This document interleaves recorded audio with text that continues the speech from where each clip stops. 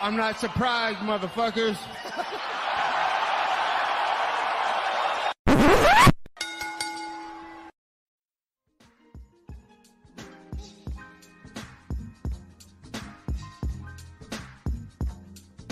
What is up, ladies and gentlemen? Welcome back to the Courtside Soundoff podcast. Once again, I'm Josh Evanoff. As always, welcome by the one and only man of the hour, too sweet to be sour. It is Angel Ortega. We got a lot of stuff to talk about, including, let's be honest, mainly Tyson Fury versus Francis Ngannou. However, we do have a bunch of other stuff to talk about. As always, we're brought to you by two fantastic sponsors of the show, ELYXR and Rogue Energy. Code Soundoff for both of those. ELYXR keeping me really high. It's just getting me through my day, and it can help you with code Soundoff at checkout. Rogue Energy, the exact opposite. Gonna keep you fueled up, get you that caffeine, get you those nutrients, keep on rolling throughout the day. Whether you're at the gym, at home, or wherever you are at, Rogue Energy will help you get to the finish line with code Soundoff for 10% off. Once again, ELYXR.com and RogueEnergy.com. Code Soundoff at checkout for 10% off.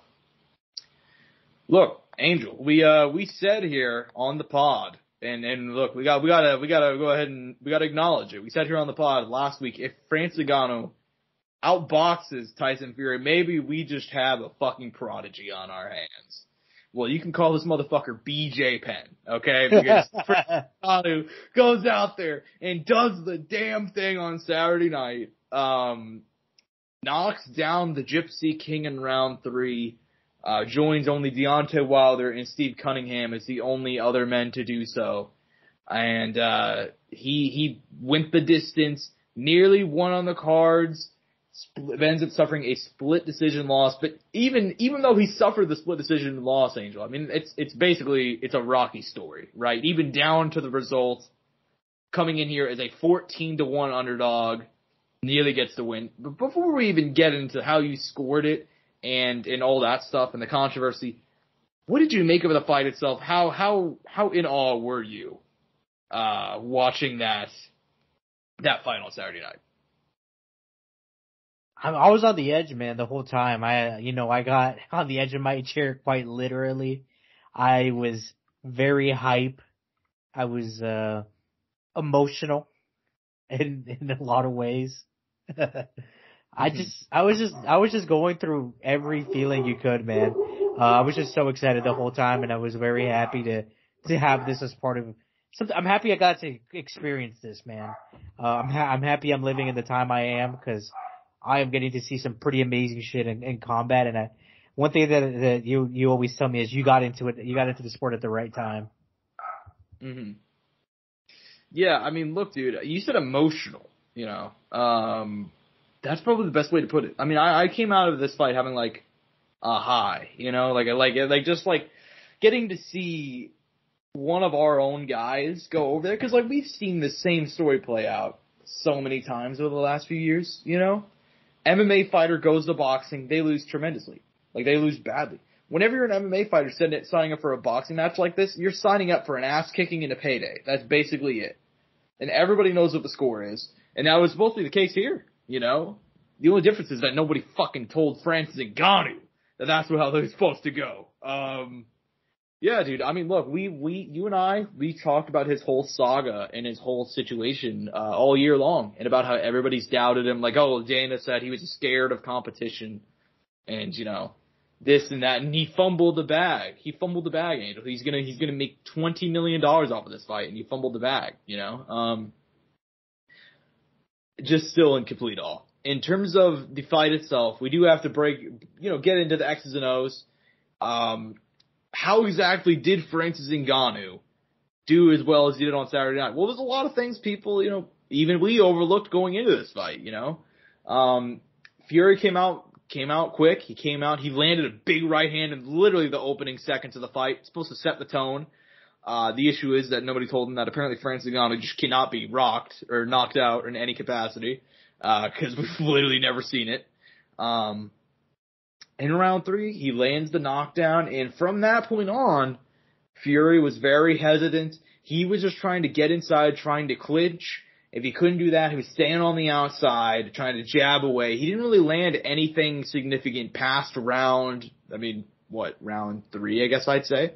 from that point forward, he was very hesitant. And anytime he tried to get in the clinch, something that we really overlooked, honestly. I feel like we kind of, you know what I mean? I'm surprised that we didn't think about it. Most people did not. In the clinch, Tyson Fury couldn't do anything. I mean, one of the biggest ways that he was able to drain on guys like Deontay Wilder, drain on guys like Dillian White, was he would get in there and he would lean on them. He would use his size. And he was bigger than Francis Ngannou, but dude, like, Ngannou put him in a fucking tie clinch at one point. Like, he was not the stronger man on Saturday night, man.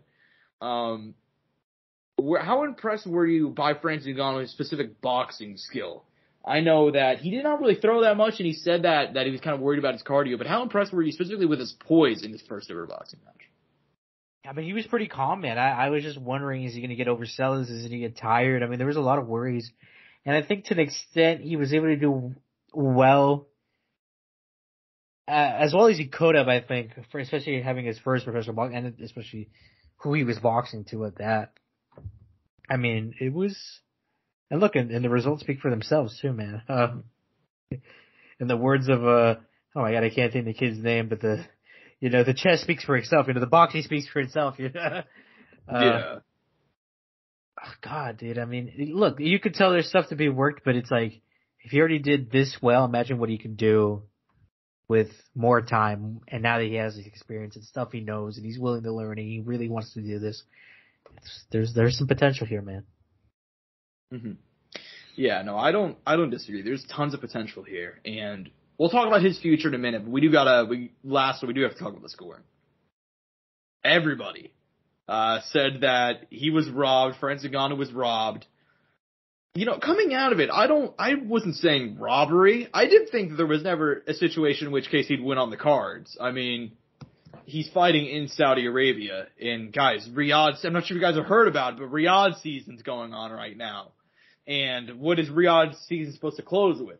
Alexander Usyk versus Tyson Fury. So, I mean, just saying, it was going to be tough for him to win on the cards regardless. But in terms of the cards, the fight itself by the ringside judges, it was 95-94 Ngannou, 95-94 Fury, 96-93 Fury. You don't have to give me an exact scorecard, Angel, because let's be honest, I mean, you don't have to do the math on that. But in terms of the fight itself, just kind of give me your overall baseline. Did you score the fight for Tyson Fury? What rounds kind of stick out to you in your head? What did you kind of think, man? At the time, that night I scored it. I was live scoring it. Doing my best, cause, and I do want to rewatch some rounds whenever I do get the chance. Specifically round 4 and 10, which were some of the more talked about rounds that could have gone Francis's way, which I didn't end up giving to Francis on my scorecard. I gave both 4 and 10 to Fury. At the time, I gave it 95-94, Tyson. I thought there was you could score for Francis. I'd say I gave Francis obviously his knockdown round, which was round 3, right, Josh? Mm-hmm. I gave, Ngannou rounds, what would it be? Off the top of my head, 7 and 8, I think, were the other two. 6 and 7, whatever they were. There were some of those later rounds, and then I think maybe even at the time I gave him 2, and then I gave the rest to Fury or something like that, something along the lines of that. Mm-hmm. Yeah, I mean, look, from my scoring on the night of, I thought Ngannou won, but I was half working at the time. I was kind of riding the emotional high. I wasn't really doing super specific round by round scoring. I was kind of like, good round for Fury, good round Ngannou. I was just kind of doing that in my head. I did rewatch, I've rewatched the highlights of the fights, like multiple times, and I've tried to piece together my thoughts. I'd say I'd probably score the fight for Tyson Fury, honestly. Do you have a number? I'm curious. He'd at 1 round. I think he probably edged 1 round, 95-94 sounds like a good scorecard to me. I don't have the exact rounds in front of me, but obviously I think round 3, round 8, round 7, maybe round 2 for Ngannou, and that's it. So I mean, look, I thought Tyson did enough to get the win, but at the same time, it wasn't an overall, yeah. He eked it out. I mean, Yeah. You have to say how it is. I mean, he didn't win this. Yeah, he got by the skin of his fucking teeth. Yeah, he skidded by. He got by. There's no argument about it. There's a lot. I keep talking to Josh about it. There's a lot of copium in the box community right now, man, over this, because there is no. You can't defend this at all. You know, you have to say it as it is. The fight was close, and he got won by a round at best, in my opinion. Yeah, well, here's what it comes down to, and this is what, we, like you said, we have talked about this a fair bit off air. This is what it comes down to. There is a lot of copium coming out of the boxing community, and a lot of boxing analysts right now, and now that's not all of them. A lot of them are giving Francis Ngannou the credit that he deserves, but a lot of it is just pure shock because this is not a result that makes any sense. And here's the thing, is that for other boxing matches like this, other crossover fights, there's been an excuse. They've given the MMA fighter an advantage in some way. Like Conor versus Floyd. Conor was bigger, he was younger, he was arguably the harder hitter, Floyd was retired, so on and so forth. Ngannou versus Fury had all the advantages on his side. He weighed in heavier. He was the taller man. He was the more seasoned boxer. He was, not only that, he fought more recently. So I saw people saying, oh, ring rust for Fury. Ngannou has been out longer. He was out nearly a full year longer than Tyson Fury was. There's not a single thing you can say about Tyson Fury that you cannot say about Francis Ngannou that was worse, that he is not dealing with more stuff going into this fight. So yeah, dude, there was a lot of copium. Like I said, if you would have scored this fight for Tyson Fury or Francis Ngannou, I think you're completely fine. There were so many swing rounds in there. It's just, people don't understand. Oh, and also boxing is scored differently than MMA. I don't know if you said that exactly. In boxing, it's more about how much you're landing versus MMA, which is more of a combination of the two. It's more landing and damage, yeah. Yeah, landing and damage. Boxing is more about, what do you guys think? You guys have seen Floyd Mayweather fight. A lot of his fights were just kind of in the early 2010s. A lot of those fights were just kind of using his defense, just kind of touching guys, just making millions and getting by with only taking 7 clean punches a night. You know what I mean? That's how boxing is. You gotta give credit though. No, of course. I'm not saying that like a bad thing. But yeah, in terms of this fight, man, just Tyson Fury. Do you think he took him lightly? Something we haven't really talked about. I don't know. Yeah. You don't know? I kind of have a few thoughts on this that I wanted to bring up real quick. I know I'm kind of cutting you off there. No, I don't. You're good. Yeah. But I kind of think to an extent he did. I thought he would be able to come in here and take care of business. On top of that, and I don't know if you feel the same way, no one's brought this up, but doesn't Tyson Fury seem kind of not Tyson Fury? I'm not even talking about fight-wise. I'm talking about even media press, wise and hype-wise. And obviously Francis isn't a shit talker or anything. But even then, he's not super out there. You know what I mean? Even when we saw him at Misfits, kind of not. Mm-hmm. He didn't sing afterwards, you know what I mean, in the ring, he didn't give this super, energetic, hyped up, a little maybe too much energy speech afterwards, kind of reminiscing as far as energy. Yeah. I wonder if there's something going on more that we don't know about, because the only time I saw Tyson Fury turn into Tyson Fury was after the knockdown, and you saw the Gypsy King come out. Because I don't know, you saw the arm go down, Josh. You saw him have that little jitterness in him when he noticed he had to go into kind of go mode. I almost wonder if there was just kind of a little bit of more stuff going on there that we didn't know. Yeah, so I think I really don't know, man. So look, I'm seeing a lot of people that are saying the same thing, he underestimated him. That's why he lost. He looked terrible. He looked out of shape. It's guys, that's Tyson Fury every single fucking fight. I actually thought he looked more in shape for this fight than he did a couple months ago. Angel, remember when we saw that first press conference? He took off his shirt. He kind of looked like he honestly looked like he was a lot worse shape than he was on Fight Night. He looked like he's actually not in bad shape. 277 is not bad for Tyson Fury at all. I believe that he probably took him seriously. Now, you can argue that maybe he's going through a personal thing, and I'll tell you somebody who's known some people that, Tyson Fury is bipolar. I'll tell you somebody who's, had people that are bipolar in my own life. They have good years and they have bad years. They have good months and they have bad months. It's always a challenge with anything when it comes to mental health. So maybe he's just in a bad place right now. I hope that's not the case. and he's about to, he's going to make $100 million from the span of, October to February. So, I'm sure he'll get a little happier, right? Yeah, that has to, make things a little bit easier, I would imagine. Yeah, I mean, look, I don't want to speculate. I don't know. I think that a lot of people that are just assuming that he didn't take him seriously, it's like, I don't know, man. Like, Tyson Fury just didn't look in bad shape. He could just be getting older, too. I mean, he's 35. I'm surprised more people aren't saying this. Like, I think maybe Tyson Fury just getting older, and it's a combination of that. Maybe he underestimated him. Maybe Ngannou just came in, and did much better than he was supposed to. Maybe he took him more seriously than Fury did. Maybe Ngannou's just that guy. Yeah, maybe he just is. But, like, dude, we haven't seen, like, when was the last time we saw Tyson Fury face, like, a super high-level guy? Probably Wilder in October 2021. Over 2 years ago. Like, he fought Dillian White, but Dillian White was coming off the knockout loss to Povetkin, and even then we saw him against Jermaine Franklin earlier this year. He looked, I think that was last year, but he looked pretty rough. Then he fought Chisora, who we know the story way past his prime, So maybe Tyson Fury's just getting older. He's 35. He's done a lot of abuse to his body. He's taken a lot of damage. And maybe his chin's starting to fade, and maybe it was just a perfect combination of stuff. I really don't know, but I think a lot of people are just assuming, like, oh, he didn't take it seriously because he was out of shape or this or that. It's just like, I don't know, guys. I really don't know. I don't want to speculate on all that stuff. But what we can go ahead and say, Angela, to go ahead and keep things rolling, we know that he will no longer be fighting Alexander Usyk in December. You gotta get Francis Nostradamus Ngannou. I'm not sure if you remember whenever the Usyk fight was announced.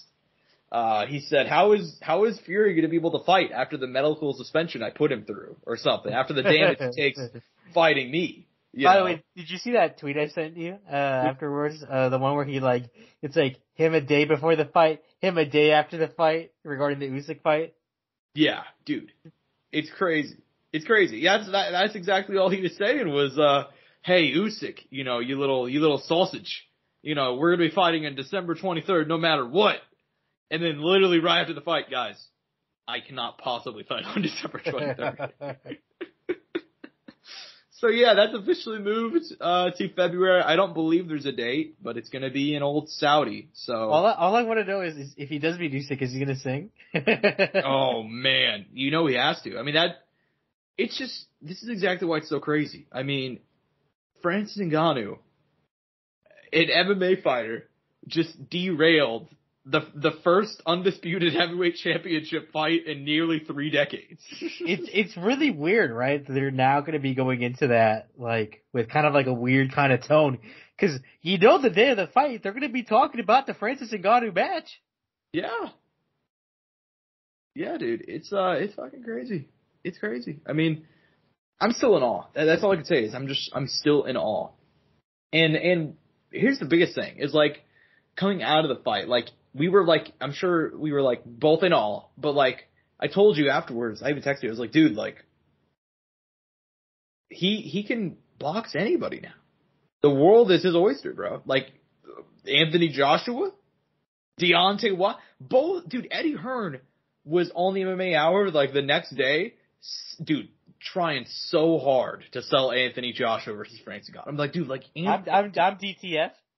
No, I'm down too, but it was just like, it was so wild to see. Cause like Eddie Hearn and Anthony Joshua, they were the same people that were a couple months ago, which, not alone, calling the Fury fight like a freak show fight. Joshua said, can I get your Eddie Hearn impression again?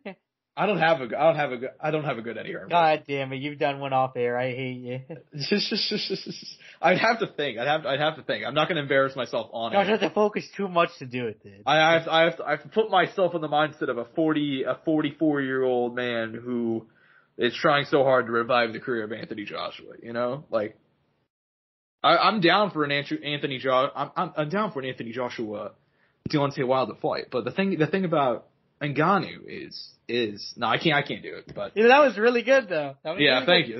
But anyways, yeah. Going. I was like, anyways, yeah. He's kind of going into it. I love it. But yeah, I mean, Eddie Hearn was out there, and dude, Anthony Joshua was the same guy that said outright, like, Wilder and Fury were both down to face Ngannou. That was publicly known. Joshua said, like, I have no interest in that freak show fight shit. Like, that's literally what he called it. Like, he don't want that smoke. He does, but then fucking looky there. Eddie Hearn trying so hard to get that fight made. And then Deontay Wilder, we also got to say, Deontay Wilder is already in talks. Now, these two were in talks earlier this year, and for whatever reason, I'm not sure how deep they got, but apparently Deontay Wilder said he wanted to fight him in MMA. And Ngannou said after the fight, I think he said, yesterday, he was like, yeah, we're in talks.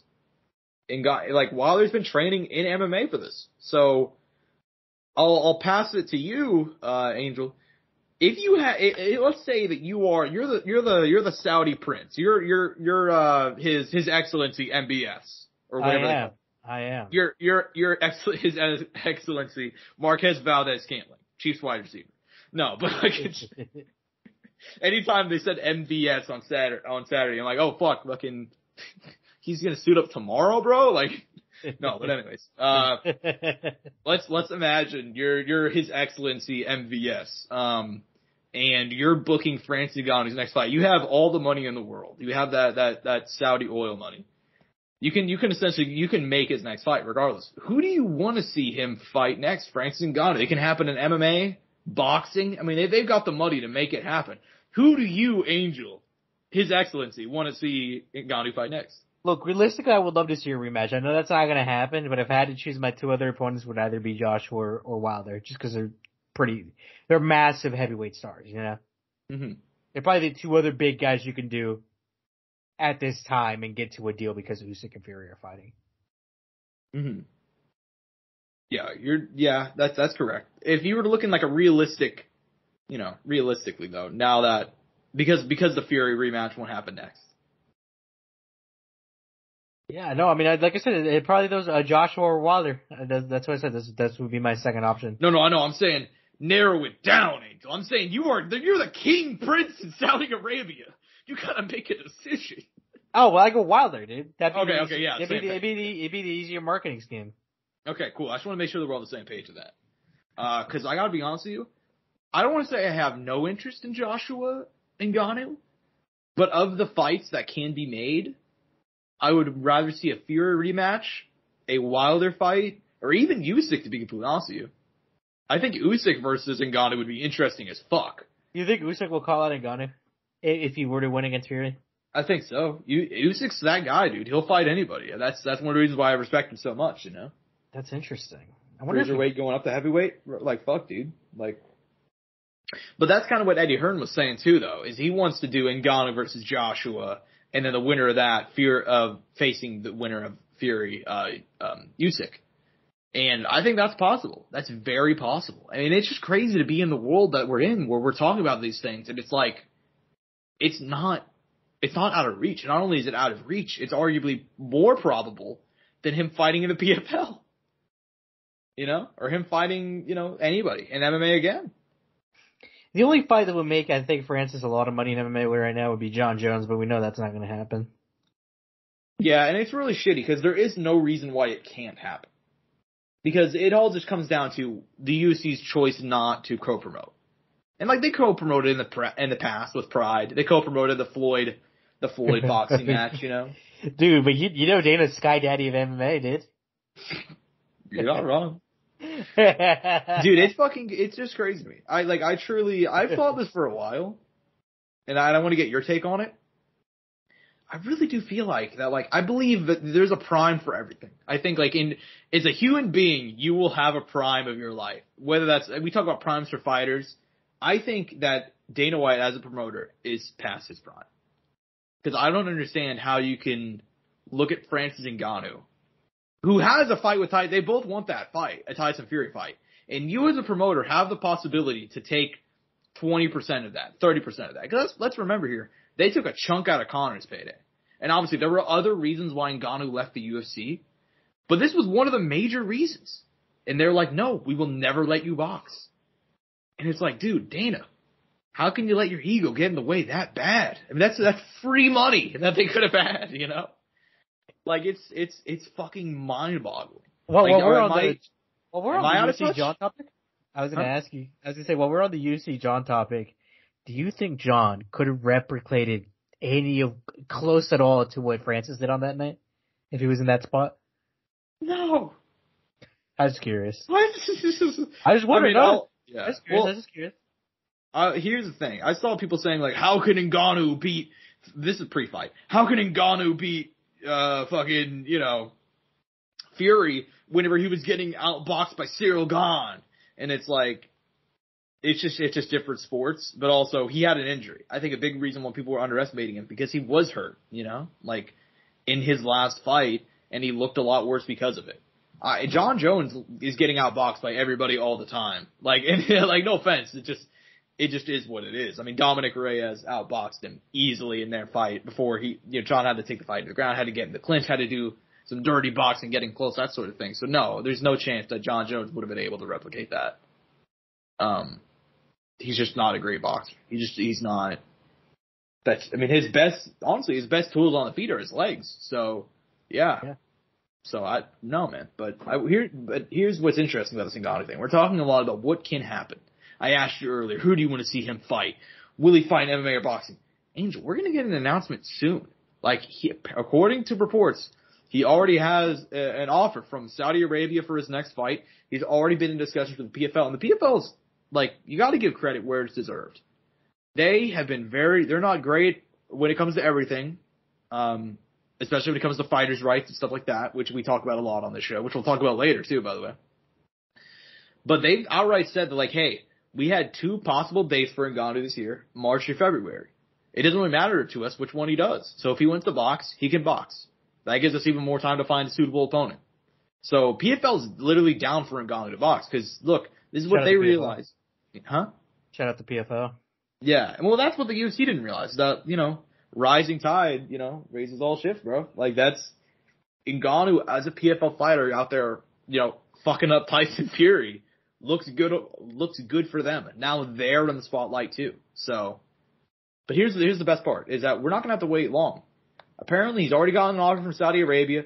PFL's already, they're in talks with him. Like, they've already said, like, hey, dude, like, you can do whatever you want. We're gonna get an announcement soon. Apparently, his next fight's already 90% there. Apparently, they have a very good idea of what they're going to do next. Isn't that wild? Like, how long do you think we'll get the announcement by December or by the end of this month? I think probably it's only November 2nd. I'm going to go by the end of this month, if they're already pretty much there. And if Saudi Arabia's on board. That's the big thing, is that Saudi Arabia's the main one bankrolling this. Like, they kind of need to, though. Yeah, well, if they're not fully on board, and I'm generally skeptical when I don't know they're fully on board. That's why AJ Wilder didn't happen, because Saudi Arabia wasn't fully on board with making that sort of fight. Which is sad. Yeah. So, which is dumb, but very sad. Very sad. But yeah, dude, Ngannou, we're gonna have it soon. So, anyways, man.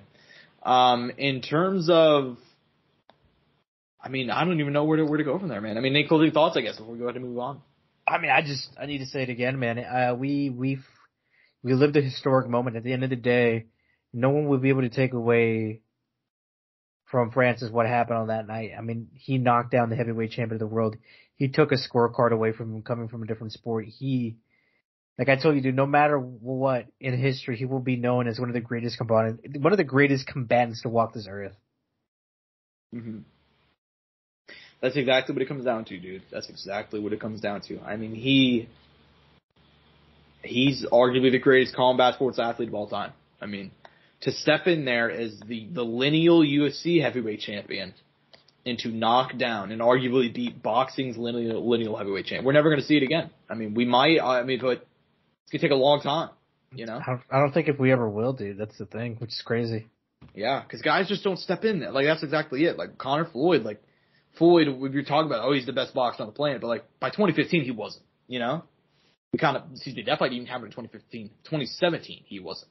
So, but Tyson Fury was arguably pound for pound number 1 going into this fight. You can make a case for it. So it's fuck, dude. It's just insane. I do think we should go ahead and move on, though, because we do have other stuff to talk about. What's the better question is, though, Josh, how will this affect LeBron's legacy? I've been sitting around thinking about that, and I'm like, fuck, dude, once that knockdown happened in round 3, I'm like, dude, how will LeBron come back from this? Anyways,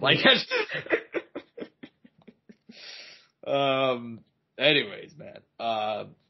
UFC did not have a card last Saturday, which was a smart decision. Right? Yeah, I mean, could you imagine, like, if they would... Did they actually do that on purpose, or did it kind of just work out like that? I'd be willing to bet that it was... Combination of both. Combination of both, and then probably ESPN being like, hey, what the fuck are you doing? Like, because it's a huge fight, you know? Like, so if they would have tried to promote, like, another UFC, like, Apex card or something, it wouldn't have gone well, and also ESPN would have been like, why are you trying to... Are you excited to see Dana get asked here in a week at UFC 290? What is it? UFC 294, right? Yeah, 295. 295. I mean, all of the Francis Ngannou questions. I can already tell you what he's gonna say. How irritated he'll be. No, he's not gonna be irritated. He's gonna be like, you know, he let the kid go. You know, well, you know, I mean, hey, look, we let the kid go, you know.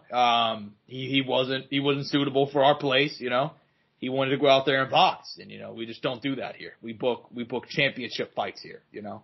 We don't book exhibition. I can already tell you what he's gonna say. We do real fights.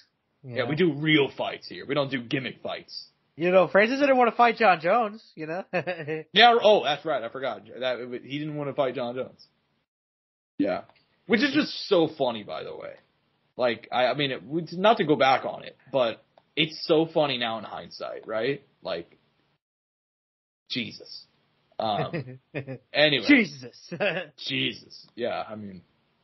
Oh, man, yeah, he ducked a light heavyweight who hadn't fought in 3 years to go fight the baddest fucking boxer on the planet in his sport to make $20 million. Just, he's so afraid. It just makes no sense. Impossible. Yeah. So everybody who thought fumbled the bag, man, just does it, Angel? I mean, I know that we're not the ones who were fighting, but does it also feel good to take kind of like a victory lap as somebody who talked a lot and was in Francis Ngannou corner? You know? Yeah. I don't know. I just know that we went ahead and we've you know, not everybody's been on his side, but a lot of them who were like, oh, fumbled the bag. What's he gonna do? All the Francis haters, right? I never understood the Francis haters, but if you're a Francis hater, fuck you.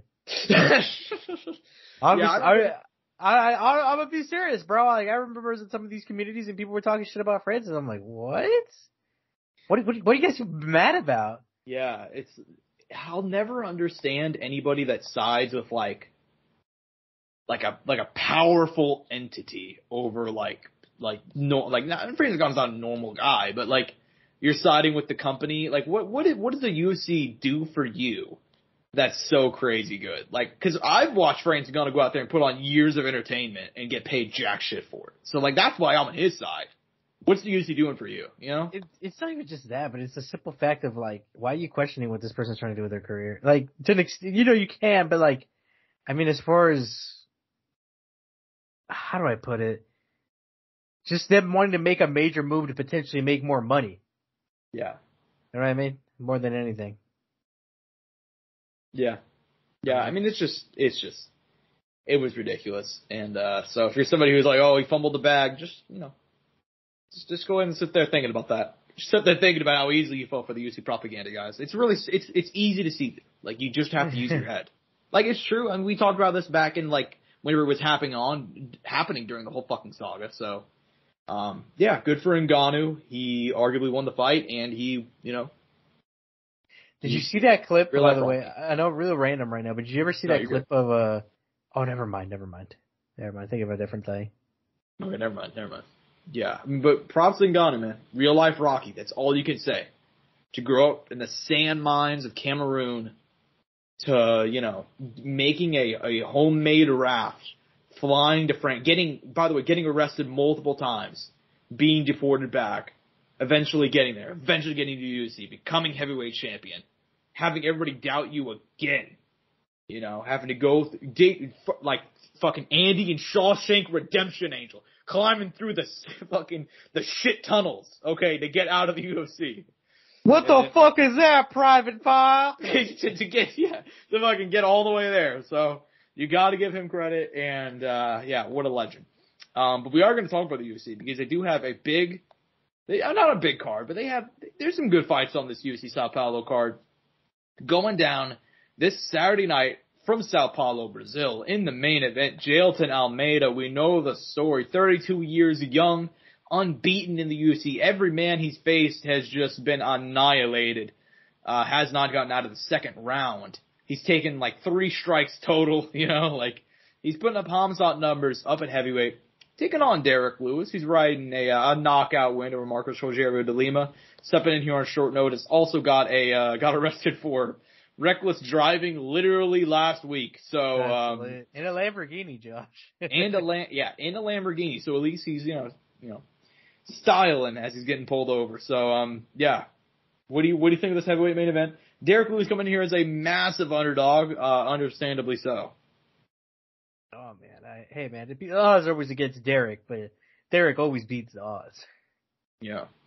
By the way, little random note here. Did you see that video on Twitter of him at Houston? I think it was an Astros game, and he caught that chick doing coke next to him in the stadium.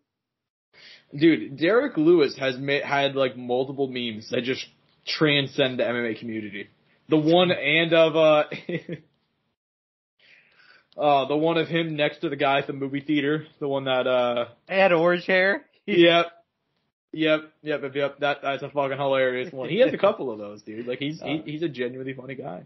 He's so fucking funny, dude. And also like the situations he's in too, right? Like, yeah. You know me, Josh. I will never, ever, until Derrick Lewis retires, ever pick against Derrick Lewis. You know what's funny though, Josh? You might I do need to clarify. Every time I pick Derrick, and I mean this with like all seriousness, I do genuinely think every fight he's ever been in that I picked him for, I do think he could win. Mm-hmm. Even the Sorogan fight, even the Tai Tuivasa fight, every single fight, including this one. It's just that he has that fucking nuclear option. I know things have been up, down, on the down, but he just, he got a win over recently, and he got to finish again, and he's kind of, hey man, he got a little fire under his ass again. And Jailton Almeida, he's kind of primarily a takedown guy. He's gone for all the takedowns I actually saw the stat, I think within the first 20-25 seconds of each round. And Derrick Lewis has this amazing power called, just stand up. And if he could use his power of just stand up, what's going to happen when Jailton's first takedown doesn't work, and he can't hold him down, and he can't get the takedown every first round. Maybe he takes a few Derrick Lewis hits. These are all things that are going to look as he goes on. He's not going to be able to take down, everybody else. As far as like the top, I'm talking about the Sergey Pavloviches, the Tom Aspinalls, potentially the John Jones and Stevens of the world. He's not going to be able to just go for the takedown in the first 20 seconds and get it. So, who knows? Maybe Derrick can give him a different look here and show what's possible. But all I know is I always believe in Derrick Lewis. I'm gonna keep picking him. I honestly don't know how many times I picked Derrick Lewis on the show, but it's not ending anytime soon, boys. Let's get it, Black Beast. Let's get it. Hey, well, you're riding with your guy. I gotta give you props. You're consistent. At the very least, that's awesome. Jailton Almeida is gonna win this fight though, going away. If we're being I can't wait for Jailton to get knocked out in round 1.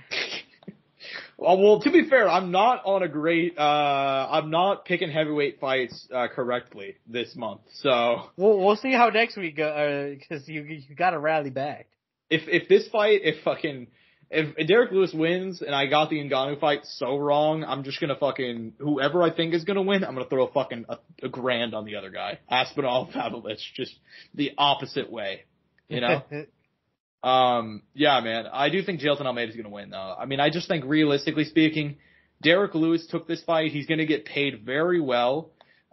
He's coming off a knockout win. He just signed a new deal. I think this is pretty much hey, Derrick, you want to do us a favor?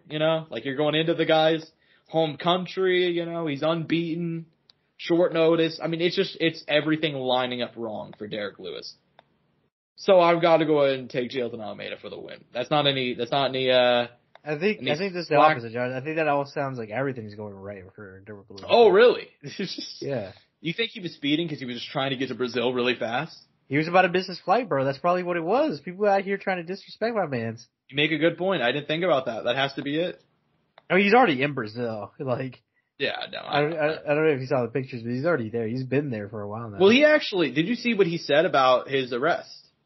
No, what did he say? He gave the Shaggy defense. It wasn't him. What the fuck? No, yeah, he gave the Shaggy defense. It was not him. But did you see? I mean, they said that he got arrested, but did you see Derrick Lewis actually get arrested? No, you're making a point. Yeah, exactly. It wasn't him. That don't look like him. It was just some other big guy. Yeah, for real. That same name. You think there's not multiple Derrick Lewises in Houston, bro? Like, I don't doubt it.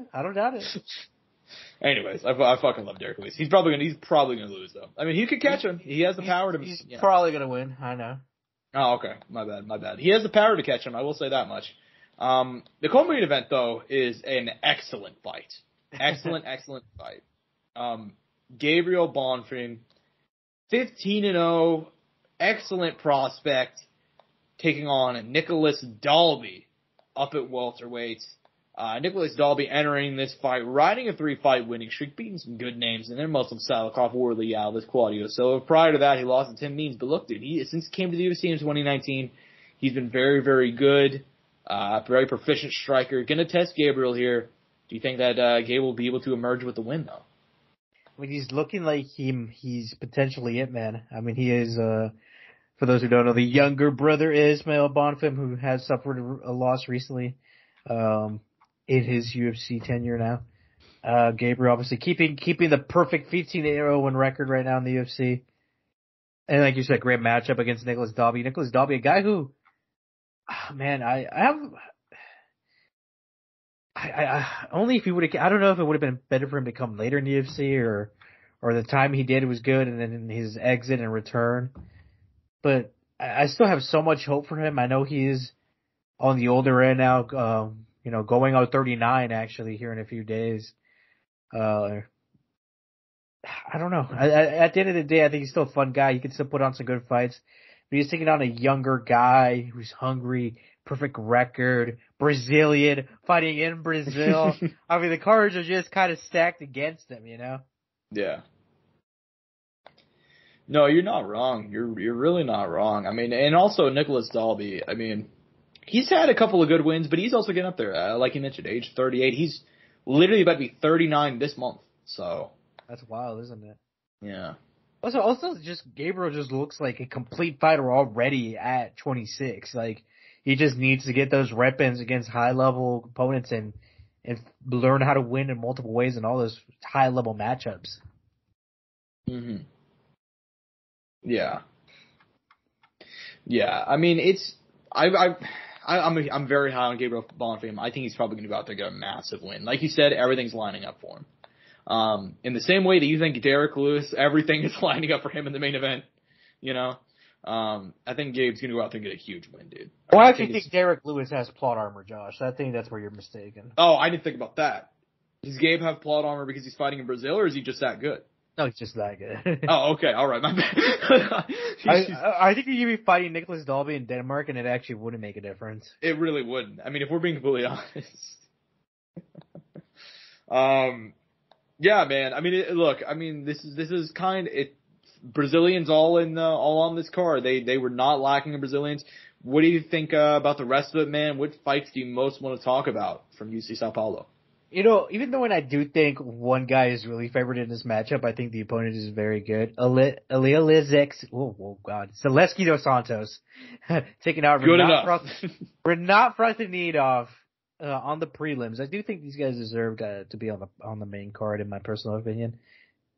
Fucking look, I think it's gonna be Renat. It's gonna be the Renat show, but god damn, do I think these guys are gonna put on a good fight for some reason. No, you're not wrong. I mean, both those guys come to fucking bang. And Renat's just ridiculously good.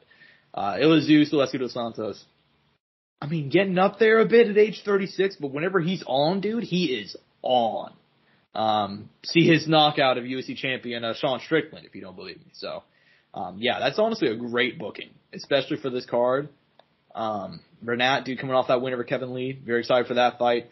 Ismail Bonfim taking on Vince Pichel, opening up the main card. We'll see how that one's going to go. Ismail Bonfim, obviously the younger brother of Gabe, and obviously coming off a loss. Against St. Denis. Yeah, St. Denis. Which, no shame in losing that one, though. I mean, that kid's just... I say kid. That guy is fucking scary. He's looking good. He is. Yeah, Kyle Barallo taking on Abus Magomedov should be fun for the one round that Abus has of gas. But for that first round, he looks damn good though. Relatable. Yeah, he's just like me. He's got about 3 minutes in him. Rodolfo Vieira taking on Arman Petrosian should be fun. I mean, look, this is a Brazil card. You kind of know what you're going to expect here. Angela Hill taking on Denise Gomez is going to be a very, very fun fight.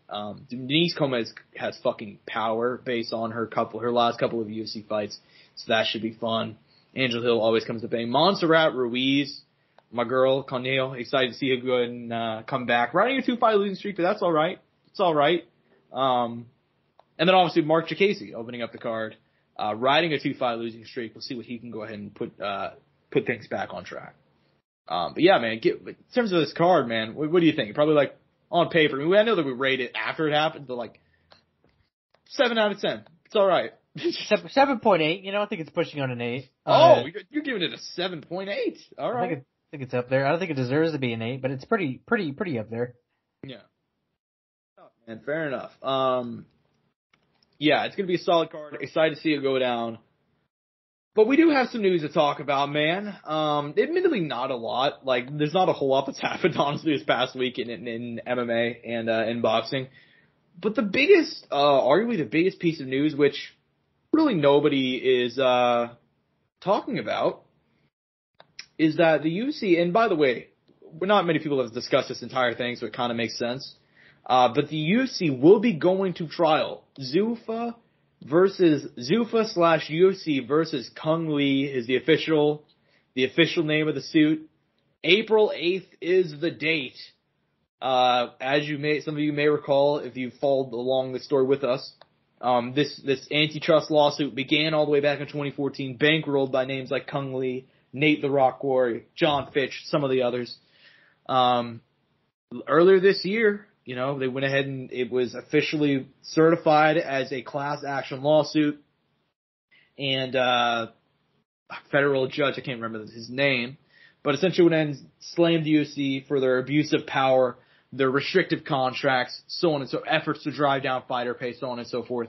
The UFC appealed that decision, and it went to 2 Nevada judges in the Ninth Circuit Court of Appeals. 2 judges who were appointed by Donald Trump, Dana's buddy, by the way. It did not matter. It did not matter. They are going to trial unless the UFC decides to settle with the fighters. And if they settle, the fighters, by the way, want, in case you need a reminder, anywhere between $800 million and $1.1 billion. And due to the type of lawsuit that this is, it can be tripled. So they're going to trial, baby. This is essentially the only thing that was holding the trial back from happening. Was UFC did file an appeal, I believe last month or the month before. They had 90 days past the point of it being certified. I don't remember exactly when they filed the appeal, but they filed the appeal. It went to 2 judges, both Trump appointed, and they both thought the same thing. I thought, damn, you guys have no fucking case. This has to go to trial. So, Angel, fight of the century. Fight of the century, April 8th. UFC versus Kung Lee. Yeah, officially, Lee versus Zuffa is going to a federal trial, more than likely. Dude, I mean, I'm in awe. I'm in awe also of the fact that this story's not being talked about. I mean, I always say you're talking about it right now, Josh. That's true, but I mean, Angel, if it weren't for me, would you know about this? No, absolutely not. There you go. So I think I might have heard something small about it in my free time. Through a few podcasts, but even then, they've never talked about it to the extent of giving me the knowledge that I have gotten through you. Yeah, it's bad, and I will say that and I've gone through a couple of these on my own time, and if you guys want to, I'd recommend Bloody Yellow has a lot of this information. And they just have links. If you don't want to listen to like their editorial, you can just download the PDF. They've got like a multiple fighter contracts. Habib Nurmagomedov was one of them. If you guys want to comb through that, his first ever UFC contract, where I believe he was being paid. Oh man, I don't want to speak out of turn, but I know I sent it to you, Angel. Do you remember what it was? I don't know if you clicked on it. I clicked on it, but I didn't go through it at the time. Like I didn't get to read all of it. Yeah, it was very long. Yeah, I believe it was 15-15 was what Khabib started on. Doesn't sound unrealistic, to be honest, though. Yeah, I mean, it was pretty crazy. Hey, I mean, Khabib was making that money, though, because that's $30K right there. Yeah, I mean, it's definitely interesting, man. It's definitely interesting. So some of those contracts have been leaked from 2017 to 2016, which is... Do you know? Like, just some random fighters off the top of your head, just out of curiosity? Man, I bet I could probably pull up a list, but no, I don't have them off the top of my head. I only know Khabib is a recent one, but there were a lot of older ones that came out before this time period. CM Punk.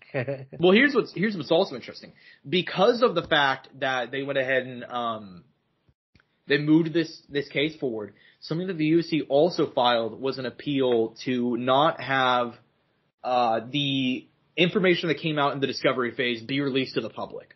So, like, their contracts, more than just their contracts, their own internal business model and stuff like that. And some of that information has also gone out. And I think I saw, like, a PDF, like, last night of, like, the UFC's, like, business plans for 2016, which just, that it doesn't really matter too much, but it is interesting to see that, you know, they say in there, like, our target baseline is 20% and under for fighter pay of, like, their overall expenditures.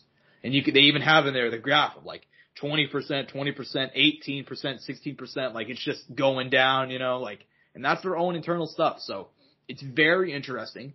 The UFC is in a very bad position and they can settle, but they clearly did not think this was going to get that far. They absolutely did not. They lobbied. I mean, I've talked about this before, but like, they did not have the money. Dana says they can't pay fighters anymore. They don't have the money, you know, blah, blah, blah. But they have the money to go out and pay lobbyists. You know, to go ahead and make sure that on the legal side of stuff, it doesn't get too bad. They were clearly not expecting this, especially considering it got in front of 2 Trump-appointed judges. They probably thought it was going to get thrown out. It did not. So now we just have to wait and see. They have 5 months between now and the trial. They can work on a potential settlement with the fighters, but I very much doubt that would happen. Maybe they will, but I think, but also if they get in front of a jury, they're fucked, man. I mean, it's according to what the judges and some of the professional opinions from people who are more, you know, versed in the legal speak than I am. They're going to be in a world of hurt if it does go to trial and they get in front of a jury. You know, because some of those contracts are just so restrictive. You know, like they just crazy shit. Now they're not as bad as one championship. Some one championship contracts have come out recently. And, you know, like. I'm not sure. I don't think we talked about this because it doesn't really matter much. I mean, like, we talk about the UFC so much because, like, they're the only company that turns a profit. Like, one championship is, like, $200 million in debt or something. So it's, like... Relatable. Yeah, me too. For real. You know, just like me. Yeah, one championship, they've had some stuff leaked, but, like, dude, like, theirs are funny. It's stuff like... You know, like in bold letters, we own your title, you know, like you cannot post a picture, you cannot pose with it unless we give you permission. Just crazy shit. Like the UFC's not as bad as that, but they're pretty bad. But anyways, man, I mean, I know that you don't have a whole lot to add, and this is amazingly just kind of a me thing, but your reaction to this news, Andrew? I've been saying time and time again, every time we bring this, I just want to see how far this is going to go and what the outcome's going to be in the end and if it was worth all of it. Yeah. Well, we'll see. I mean, it really does seem like the UFC's greed has gotten the better of them. I mean, just mind-boggling that they thought they could get around this issue. They just kept on pushing it away, and it's just like, Dana always I always wonder, man. Dana always talked about how like every big boxing event which by the way, I don't even know what the fuck he means by this. He says it's a going out of business sale, you know, because they lose so much money. I'm assuming there's implication there. It's like, Dana, you know, going out of business sale, bud. Like every big event, did you not think about the fact that this is going to come back to haunt you at some point in time? You know, we'll see. We will see what's going to happen because. No, it's not like they can't afford to pay it. Like, the TKO group, which owns the UFC and the WWE now, is worth $21 billion. And at max, they're going to have to pay $3 billion. But still, $3 billion is not, and completely fucking up your business model for the UFC, because things would have to change. The contracts would have to change if they get found to have been at fault. So, anyways, man, it's about all I got. I think I did a relatively okay job at trying to give the information out there. And again, like, this is all public information. All public information, bjfan.com. We've covered it. Bloody Elbow's done a lot of good work. What is that one more time, George? I think I might have missed it. Yeah, BJPEN.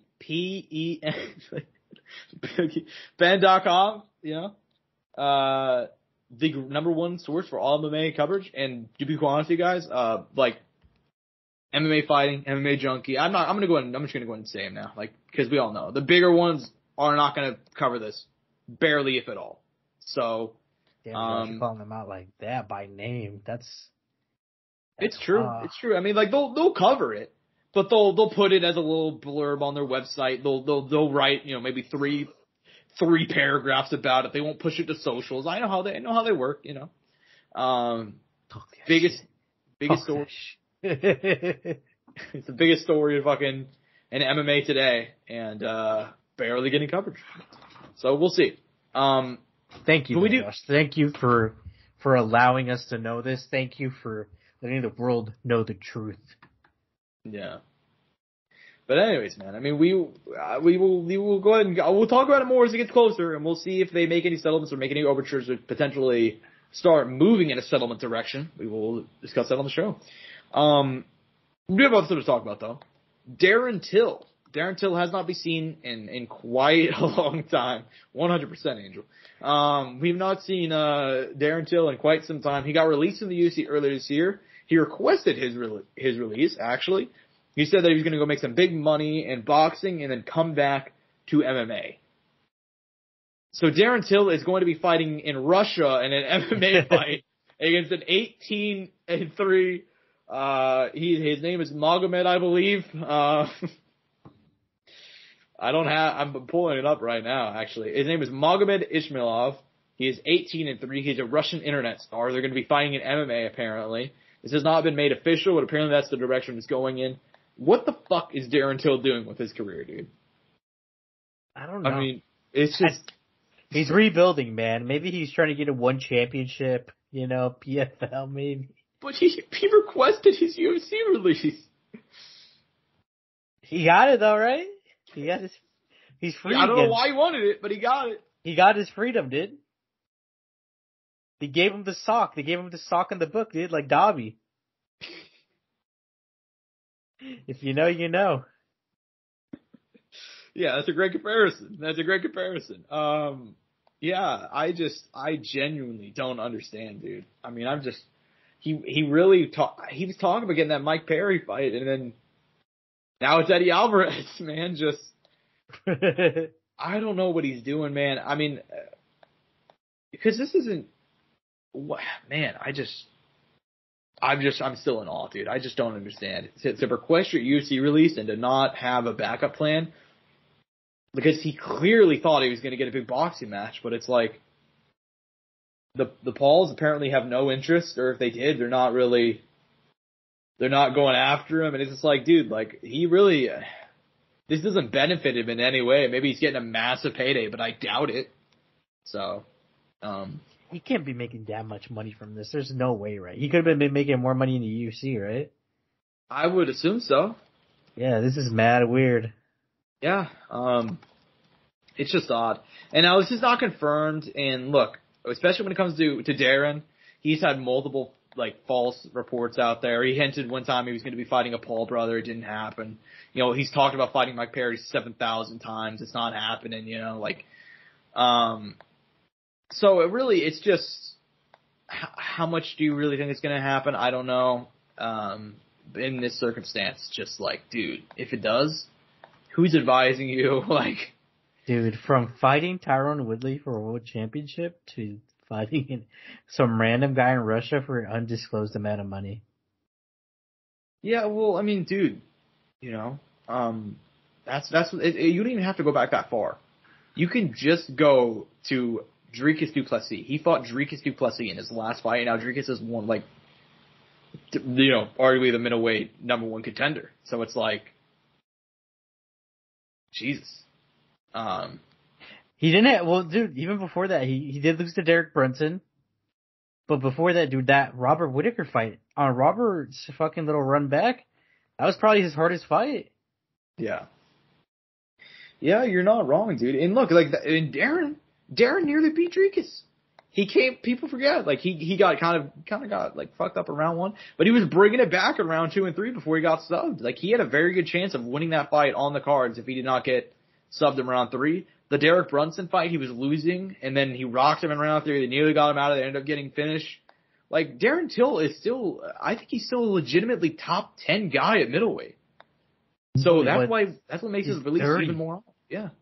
31 this year, though. I will say that, but there's still time. Yeah. There's still time. There's still time to get it together somehow, right? However the fuck you could get it together. Yeah. If you could. I don't know. And granted, we do need to mention the injuries and all of that. I mean, they are factors, Josh. You know, it isn't just the fighting, you know, and the fights themselves, you know. Obviously, the injuries played a factor into all of those, which is obviously devastating. I don't know. It's probably a combination of a lot of things, you know?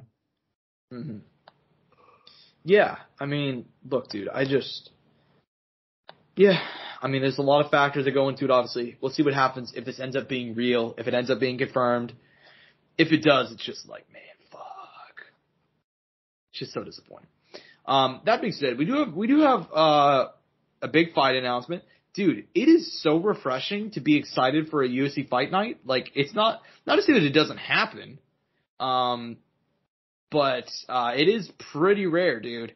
And Dana White announced earlier this week that in December 2nd, UFC Austin will be headlined by Beneil Dariush taking on Arman Tsarukyan up a lightweight. However, it's a lightweight doubleheader. This will have Dan Hooker versus Bobby Green in the co-main event, which will be 5 rounds. First time ever a UFC Fight Night will have a 5-round co-main event. Dude, what do you think about this fight news? Oh man, I always say it, man. I think we should have more 5-round co-main events. For certain fights, for the right fights. Or if it's necessarily the right fight, but I'm down for it because of the guys that were in the 5-round fight, you know? Yeah. I think this is good matchmaking. I think it's good matchmaking for Bobby, good matchmaking for Dan. I think in their current circumstance for both of them, I think it makes a fair bit of sense for this fight to happen. And the fact that they get 5 rounds, and especially, you know how these guys can fight, I think it's a match made in heaven. Mm-hmm. Yeah, fair enough. I mean, I'm very excited for this card. It's refreshing to be excited for a fight night. We'll be previewing this we're literally a month out, so not very far away, from this event going down. But, and honestly, I think it's interesting that they're going to start doing, 5-round co-main events. I'm down for it. I think that there's no reason to not make more fights 5 rounds if it's a fight that's worthy of it, you know? There's no, like, they make their own rules. There's no point. Anyways, man. I think we should go ahead and move on because this is going to be our last topic of the day. Conor McGregor was one of those names. There were 3 UFC fighters that were active at Tyson Fury, Francis Ngannou. One of them, Israel Adesanya. The other one, Kamaru Usman. Lastly, it was Conor McGregor. Conor McGregor was there, you know, as the OG of the MMA versus boxing guy, you know. He was there supporting Francis, and he went ahead and was asked about it. He confirmed that he's in USADA. He's confirmed he's already been tested 2 or 3 times, I believe. He also said he confirmed for the first time the UFC 300 is his goal, and in April. That's his target point. Wow. Yeah. Angel, do you think it's going to end up being Conor McGregor? I know that we talked. No. Actually, I don't know what the fuck they're going to do now. Because, you know, they lost Islam versus Volk for UFC 300. I really don't know what their headline main event's going to be now. You know what I mean? Yeah. They have tons of possibilities, yeah. I mean, they have options, but which one makes sense, Josh, to headline UFC 300, though? You know what I'm saying? Like, what would it be? Because, like, Volk is fighting, like I know Volk is going to supposedly fight Ilya next year, but we don't know that for a fact. But it sounds like it's probably going to happen. Even if that was, like, for some reason, I know it's not, but, like, even if that was, that wouldn't really excite me, because, you know, like, Volk's coming off a loss, even though it's not at 145, but there'd be something with me to be like, oh, okay, cool, but it's not like, you know, would it be like, Volk won the title, came back, and is gonna, you know, and continue to defend at 145, and then Islam, I mean, the only one that they could possibly do for that, for me to be like, okay, this is Germany 300, would be Charles. over Gaethje in my personal opinion. But I really don't. I don't know. But I mean, granted, they'll sprinkle like 1 or 2 other title fights in there, so I guess it'll end up working out. But it's weird because I don't think there's a matchup right now that I'm like, damn, like that's UFC 300. I'm never gonna forget that. You know what I mean? Mm-hmm. Yeah, I mean, realistically, I do think they have a couple of different options. I think Conor makes a lot of sense. I don't think Conor versus Chandler makes a lot of sense. You know what I mean? I think Conor Diaz 3 would make a lot of sense. But like of a UFC 300 caliber, fight, I really don't know. I do think it's interesting that Conor did confirm it though. He was like, yeah, that's the plan. Like it's just. Yeah, he's just being honest. He's being straight up. But I mean, that's that. We'll see what happens, man. Any closing thoughts before we go ahead and on this subject or anything else before we go and bounce out of here, man? No, man, I'm just excited to get back to regular scheduled, weekly fights. Excited to see the pay-per-view next week. It's a big one. I know you'll be in house for that, so I'm very excited. Very, very fucking excited to get back just into the action. We still have some big time boxing going down. We still got stuff going down in the MMA world. Obviously we're still waiting for the announcement for the UFC China main event and who potentially be in that, so definitely excited to talk about that whenever that comes up. For sure, man, for sure. And I hope you guys enjoyed the show, man. I mean, this is a big one. Obviously coming off of such a crazy fucking night, man. I mean, Jesus. So I hope you guys enjoyed the show. I'm at Josh Evanoff on Twitter. He's at Angel Ortega _01 at Courtside Sound for all things related to the show on Twitter, not calling it X. And hope you guys enjoyed. So peace and butt grease. Mouse click.